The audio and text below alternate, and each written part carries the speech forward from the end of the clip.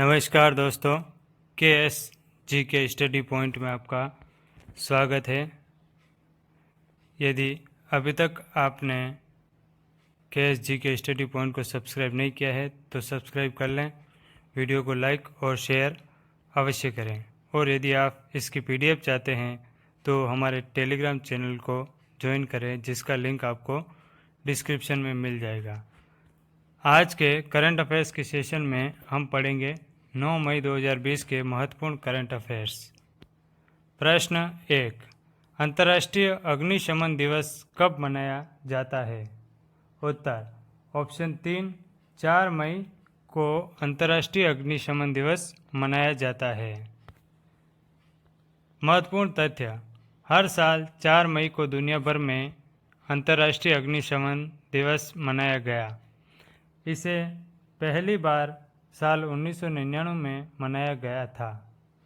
इसका मुख्य उद्देश्य फायर फाइटरों को सम्मान और धन्यवाद देना है, जो अपनी जान दांव पर लगाकर लोगों और वन्य जीवों की जान आग से बचाते हैं। अंतर्राष्ट्रीय अग्निशमन दिवस का प्रतीक 2 रंगी रिबन है, जिसमें लाल रंग आग को और नीला रंग पानी को दर्शाता है।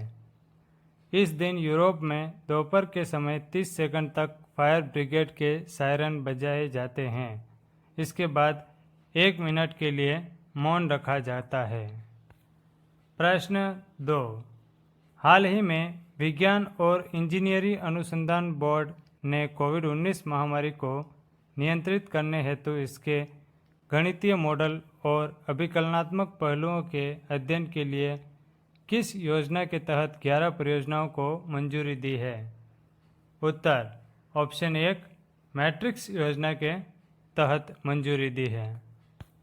महत्वपूर्ण तथ्य, विज्ञान और इंजीनियरिंग अनुसंधान बोर्ड द्वारा इस योजना के तहत मंजूर किए गए अधिकांश अध्ययनों का उद्देश्य कोविड-19 से जुड़े विभिन्न पहलुओं के संदर्भ में गणितीय मॉडल तैयार करना है। इसमें जनसंख्या की विविधता, गैर लक्षणों वाली संक्रमित आबादी की भूमिका, प्रवास और क्वारंटीन, सोशल डिस्टेंसिंग और लॉकडाउन का प्रभाव, सामाजिक आर्थिक कारक शामिल है। इस अध्ययन के तहत एक प्राचलिक अनुमान प्रक्रिया के माध्यम से कोविड-19 के प्रसार और इनकी रोकथाम हेतु अपनाए गए प्रभावों की समीक्षा की जाएगी। प्रश्न 3, आंध्र प्रदेश के किस शहर में एक प्लास्टिक फैक्ट्री में 7 मई 2020 को सुबह गैस रिसाव होने से एक बड़ा हादसा हो गया? उत्तर ऑप्शन 3, विशाखापत्तनम में गैस रिसाव होने से बड़ा हादसा हो गया। महत्वपूर्ण तथ्य, आंध्र प्रदेश के विशाखापत्तनम में 7 मई 2020 को सुबह एक फैक्ट्री में गैस का रिसाव हो गया। जिस समय गैस का रिसाव हुआ तब फैक्ट्री के आसपास करीब 2000 लोग थे, जिन्हें अब निकाला जा चुका है। यह फैक्ट्री लॉकडाउन 3 में मिली छूट के तहत दोबारा शुरू की गई थी, जिसमें 33% स्टाफ को एकत्रित किया गया था। आंध्र प्रदेश के मंत्री MG रेड्डी ने बताया कि फैक्ट्री में गैस रिसाव की सूचना के बाद लॉकडाउन की प्रक्रिया तुरंत शुरू की गई है। घटना को लेकर प्रधानमंत्री ने NDMA की आपात बैठक बुलाई है। प्रश्न 4, हाल ही में कौन इराक के नए प्रधानमंत्री बने हैं? उत्तर ऑप्शन 4, मुस्तफ़ा अल कदीमी इराक के नए प्रधानमंत्री बने हैं। महत्वपूर्ण तथ्य, 7 मई 2020 को इराक के पूर्व खुफिया प्रमुख मुस्तफ़ा अल कदीमी इराक के नए प्रधानमंत्री बने। इराकी संसद ने आपातकालीन सत्र बुलाकर उनकी सरकार के गठन को मंजूरी दी। उन्होंने वर्ष 2016 में इराक की राष्ट्रीय खुफिया सेवा के प्रमुख के रूप में कार्य किया। इस पद पर उन्होंने आदिल अब्दुल महदी का स्थान लिया, जिन्होंने नवंबर 2019 में अपने पद से इस्तीफा दे दिया था। प्रश्न 5, वर्ष 2020 में विश्व एथलेटिक्स दिवस कब मनाया गया? उत्तर 7 मई को मनाया गया। महत्वपूर्ण तथ्य: 7 मई 2020 को संपूर्ण विश्व में विश्व एथलेटिक्स दिवस मनाया गया। उल्लेखनीय है कि इस दिवस की तारीख प्रतिवर्ष बदलती रहती है, जिसे IIAF द्वारा निर्धारित किया जाता है। हालांकि इसे अधिकांश मई के महीने में ही मनाया जाता है। इस दिवस के प्रमुख उद्देश्य निम्न हैं: लोगों में खेलों के बारे में जागरूकता बढ़ाना और युवाओं को खेलों के महत्व के बारे में शिक्षित करना पहला उद्देश्य है। स्कूलों और संस्थानों में प्राथमिक खेल के रूप में एथलेटिक्स को बढ़ावा देना। प्रश्न 6, पुस्तक Vijyant at Kargil the life of a Kargil hero के लेखक कौन हैं? उत्तर: ऑप्शन 2, BN थापर एवं नेहा द्विवेदी ने यह पुस्तक लिखी है। महत्वपूर्ण तथ्य: मई 2020 में Vijyant at Kargil the life of Kargil hero नामक पुस्तक का विमोचन किया गया। इस पुस्तक के लेखक कर्नल BN थापर, जो विजयंत के पिता थे, और नेहा द्विवेदी ने की है।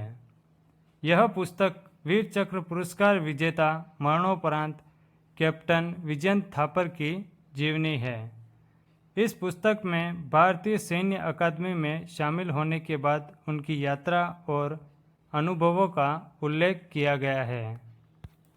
प्रश्न 7, किस राज्य के मुख्यमंत्री ने जानकारी प्रदान की कि राज्य सरकार बाहरी राज्यों से राज्य में आने वाले लोगों के परिजनों को शिक्षित एवं संवेदनशील बनाने और सामाजिक दूरी सुनिश्चित करने के उद्देश्य से एक नया कार्यक्रम निगाह शुरू करेगी? उत्तर: हिमाचल प्रदेश के मुख्यमंत्री ने कहा।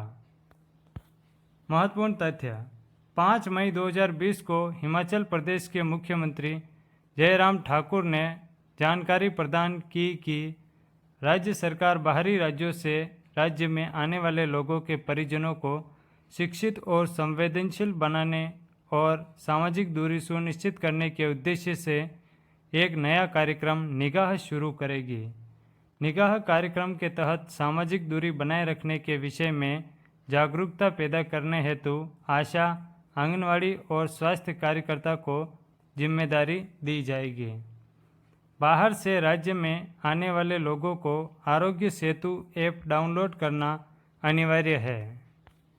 प्रश्न 8, हाल ही में किस देश के लिए 2.50 मीट्रिक टन हाइड्रोक्सी क्लोरोक्विन के निर्यात को भारत ने मंजूरी दी है?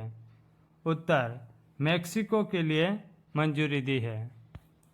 महत्वपूर्ण तथ्य: भारत ने हाल ही में मेक्सिको के लिए 2.50 मीट्रिक टन हाइड्रोक्सी क्लोरोक्विन के निर्यात को मंजूरी दे दी है। सरकार ने हाल ही में कहा कि भारत में हाइड्रोक्सी क्लोरोक्विन दवा का पर्याप्त भंडार है और घरेलू बाजार में इस दवा की कमी नहीं हो, यह सुनिश्चित करने के लिए हर संभव कदम उठाए जा रहे हैं। हाइड्रोक्सी क्लोरोक्विन को कोरोना वायरस के संक्रमण का इलाज करने में महत्वपूर्ण व उपयोगी बताया जा रहा है। प्रश्न 9, सीमा सड़क संगठन स्थापना दिवस किस दिन मनाया जाता है? उत्तर: 7 मई को यह दिवस मनाया जाता है। महत्वपूर्ण तथ्य: सीमा सड़क संगठन ने 7 मई 2020 को अपना 60वां स्थापना दिवस मनाया। PRO देश के सीमावर्ती इलाकों में आधारभूत संरचना के विकास क्षेत्र में अग्रणी संगठन है। सीमा सड़क संगठन की स्थापना 7 मई 1960 को हुई थी। सीमा सड़क संगठन रक्षा मंत्रालय के अंतर्गत एक प्रमुख सड़क निर्माण एजेंसी है। यह संगठन सीमा क्षेत्रों में सड़क कनेक्टिविटी प्रदान करने में अग्रणी भूमिका निभा रहा है। यह पूर्वी और पश्चिमी सीमा क्षेत्रों में सड़क निर्माण और इसके रखरखाव का कार्य करता है ताकि सेना की रणनीतिक जरूरतें पूरी हो सके। प्रश्न 10, विश्व रेड क्रॉस दिवस कब मनाया जाता है? उत्तर ऑप्शन 1 8 मई को मनाया जाता है। महत्वपूर्ण तथ्य 8 मई 2020 को पूरे विश्व में विश्व रेड क्रॉस दिवस मनाया गया। यह दिवस रेड क्रॉस के संस्थापक और शांति के लिए पहले नोबेल पुरस्कार विजेता हेनरी ड्यूनेंट के जन्म दिवस 8 मई 1828 के उपलक्ष्य में मनाया जाता है। रेड क्रॉस एक गैर सरकारी संस्था है जिसकी स्थापना वर्ष 1863 में हुई थी। इसका उद्देश्य रोगियों, घायलों तथा युद्धकालीन बंदियों की देखरेख करना है। इसका मुख्यालय जिनेवा, स्विट्जरलैंड में है। वर्ष 1920 में भारतीय रेड क्रॉस सोसाइटी का गठन हुआ था। प्रश्न 11 प्रतिष्ठित पत्रिका फोर्ब्स ने भारत के 100 सबसे अमीर व्यक्तियों की सूची जारी की। इस सूची में किसे शीर्ष स्थान प्राप्त हुआ है? उत्तर ऑप्शन 2 मुकेश अंबानी को शीर्ष स्थान प्राप्त हुआ है। महत्वपूर्ण तथ्य 6 मई 2020 को प्रतिष्ठित पत्रिका फोर्ब्स द्वारा भारत के 100 सबसे अमीर व्यक्तियों की सूची 2020 जारी की गई।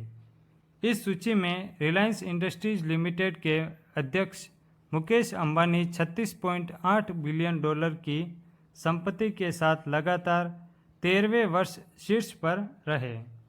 गत वर्ष की तुलना में इनकी संपत्ति में 13.2 बिलियन डॉलर की कमी आई है।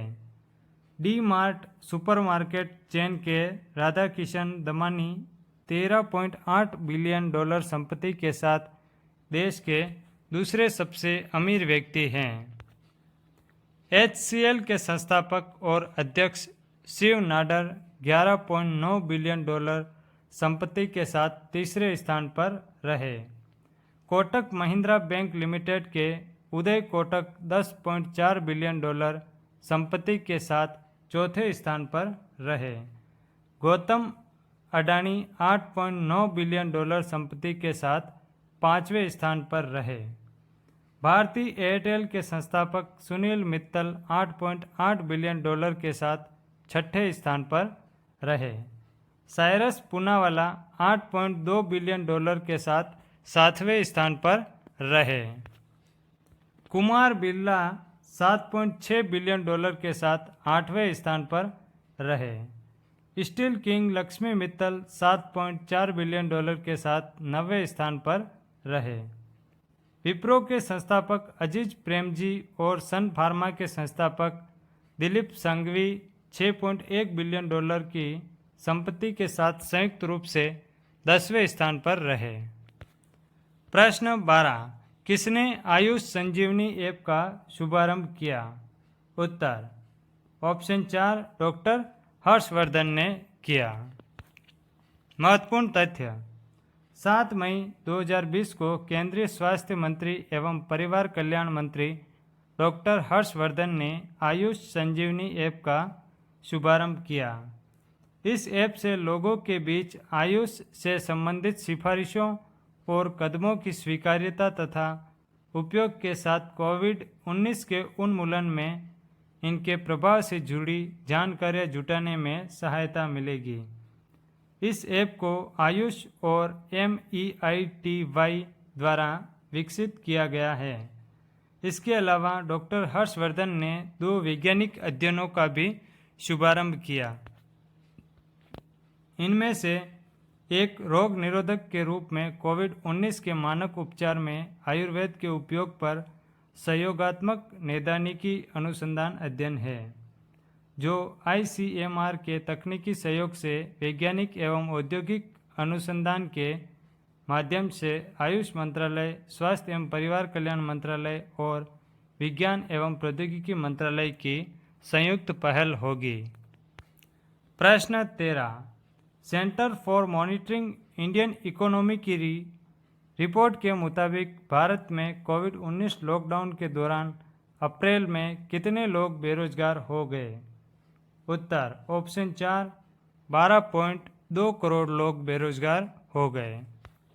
महत्वपूर्ण तथ्य centre for monitoring Indian economy की रिपोर्ट के मुताबिक भारत में कोविड-19 लॉकडाउन के दौरान अप्रैल में 12.2 करोड़ लोग बेरोजगार हो गए।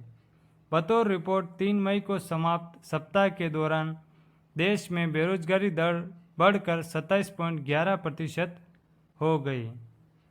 CMIE के अनुसार इस दौरान शहरी क्षेत्रों में बेरोजगारी दर 29.22%, जबकि ग्रामीण इलाकों में यह 26.69% रही।